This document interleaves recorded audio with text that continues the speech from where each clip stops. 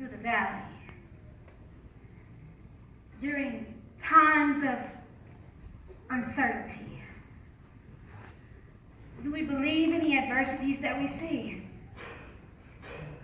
When you walk through the valley, do you get nervous? Or do you believe that his rod and staff will comfort you? Let's talk truth, shall we, about the conditions of the valley. The valley has been known to weaken the strongest man. Frustration sets in.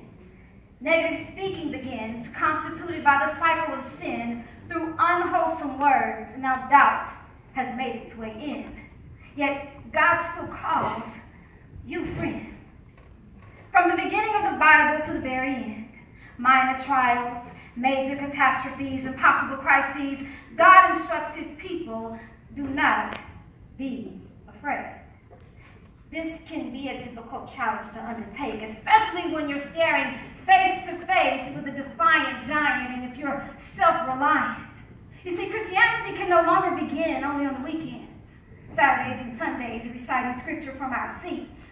We have to deposit this thing so deep inside of us that when we see the giant, that when we see the adversity, we look beyond what the situation looks like. We speak back to it like a scratched record set on repeat. Yes, the valley can be lonely. It can be chaotic. The valley can be a dismal place. It can seem as if there is no grace. The valley for you could be a season of unemployment. It could be a temporary setback, financial lack. It could be an unexpected expense, leaving you in complete puzzlement and mental suspense. The valley can be any sort of uncertainty that you can think of in your life. But take courage. It is I, said Jesus Christ, even in death, he has promised to safely take you to an eternal place of security. Body of believers, do you understand what this means?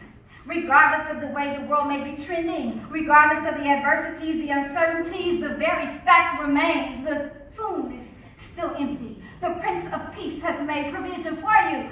That in itself is good news. We are all abundantly blessed. We shouldn't be burdened with stress, but you have a choice. Which approach will you take?